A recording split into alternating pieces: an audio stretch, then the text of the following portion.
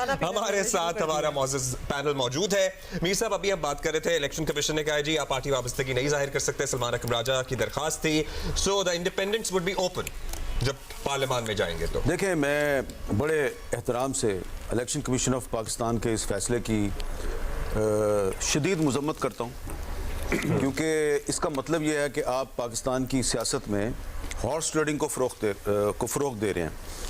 अगर एक कैंडिडेट खुद कह रहा है कि ठीक है आपने मेरे से इंतखाबी निशान ले लिया और मैं आज़ाद उम्मीदवार की हैसियत से लड़ना चाह रहा हूं, तो अब आप ये देखें कि वो आपको क्यों कह रहा है कि मुझे मेरी पार्टी की वाबस्तगी जो है वो बताने की इजाज़त दी जाए, ताकि उसके समेत जितने भी उम्मीदवार आज़ाद हैसियत से लड़ रहे हैं, अगर वो जीत जाते हैं तो मंडी ना लगे और जिस तरह मेला मवेशियाँ होता है तो जो आज़ाद उम्मीदवार हैं उनकी बोलियां ना लगें।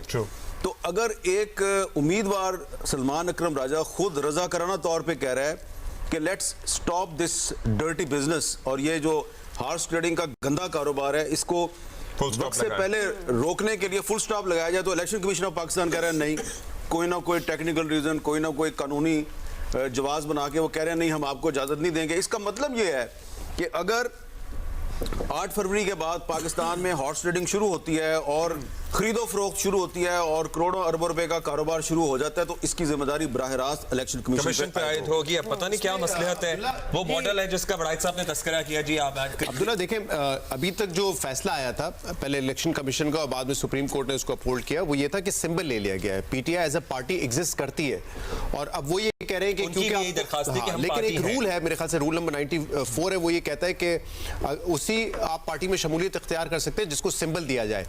लेकिन मुझे ये बताएं कि आप ये कह रहे हैं कि पीटीआई के जो लोग हैं कौमी असेंबली में जो सपोर्टेड बाय पीटीआई है वो एज एन इंडिपेंडेंट रहेंगे, वो पार्टी नहीं ज्वाइन कर सकते। लेकिन सेनेट जो अपर हाउस है वहां पे पीटीआई के लोग एग्जिस्ट करेंगे और अगर जो मार्च में इलेक्शन होने हैं तो आज़ाद उम्मीदवार पीटीआई के अगर बल्ला मिल जाता है उनको उस वक्त तक, तो पीटीआई के जो सेनेटर्स होंगे या उनके कैंडिडेट्स होंगे उनको भी वोट कर सकेंगे।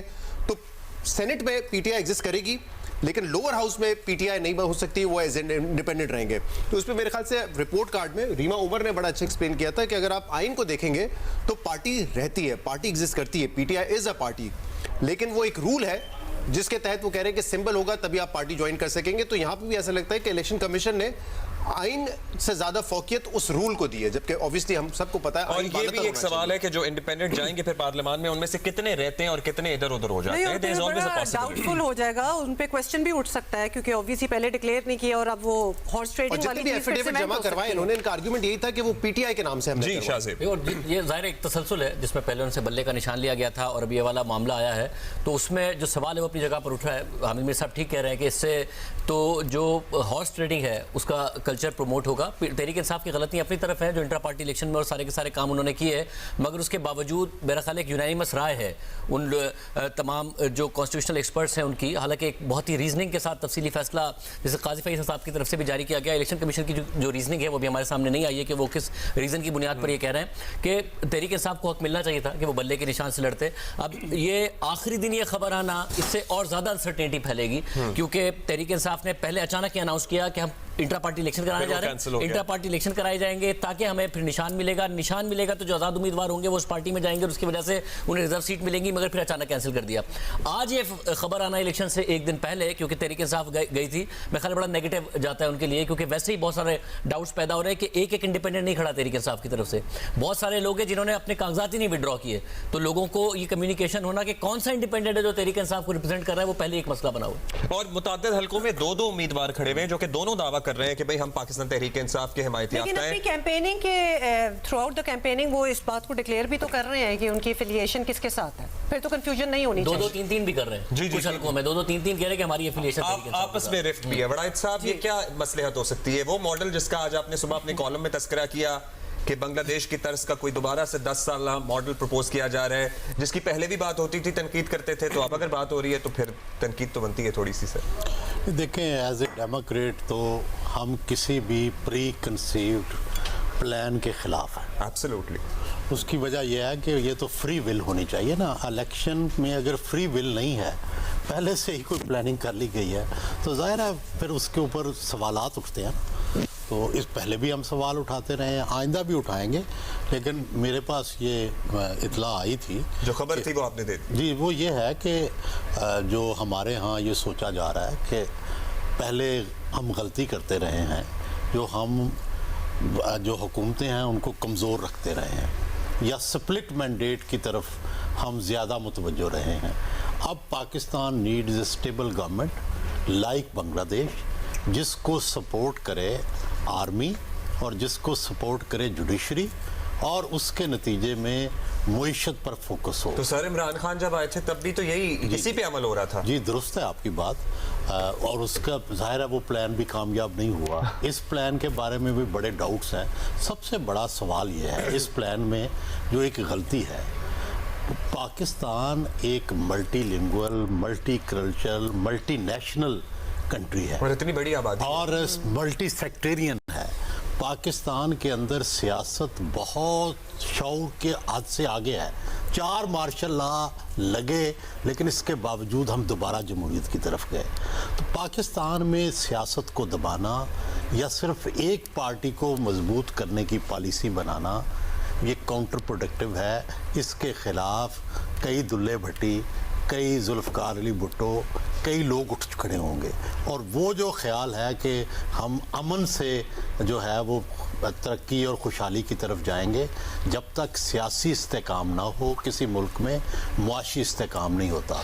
जो मुल्क मुआशी तौर पर भी मुस्तहकम हो, अगर हाँ वहाँ पॉलिटिकल इंस्टेबिलिटी, जैसे बांग्लादेश है, अब जहाँ ही वहाँ पे पॉलिटिकल इंस्टेबिलिटी आई है, इकनॉमिक इंडिकेटर्स भी चेंज होने शुरू हो गए हैं।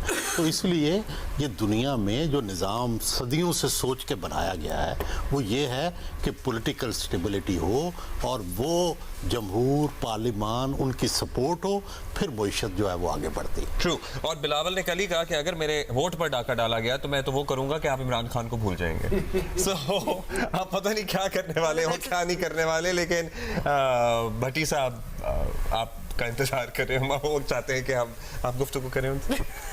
अच्छा चले। लेकिन ये वैसे वेल्ड थ्रेट है, मतलब क्या उनका कहना बिलावल का, वैसे ही just for the sake of this argument, options क्या कर क्या सकते हैं? एहतजाज।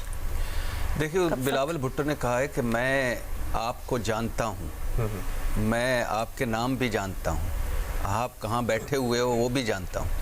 तो इसका मतलब है वो किसी को सुना रहे थे और उनको कुछ ना कुछ हुआ होगा जिसकी वजह से सुना रहे थे। क्या तो लेकिन जो सुना रहे थे, जो कुछ हुआ है या जो कुछ वो करने जा रहे थे उनके वालिद साहब, वो अगर नहीं हो पा रहा तो जाहिर है वो फ्रस्ट्रेशन तो बनती है, दुख तो बनता है।